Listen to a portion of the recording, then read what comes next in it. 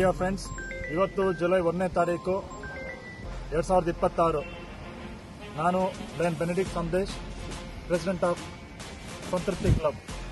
So ಇವತ್ತಿನ ದಿನ ನಮ್ಮ ಶ್ರೀಯುತ ಲೈನ್ ಚಿನ್ನಪ್ಪ ಥಾಮಸ್ ಅವ್ರ ಜೊತೆಗೆ ಗಿಡ ನೆಡ ಕಾರ್ಯಕ್ರಮನ ಮಾಡ್ತಾ ಇದ್ದೀವಿ.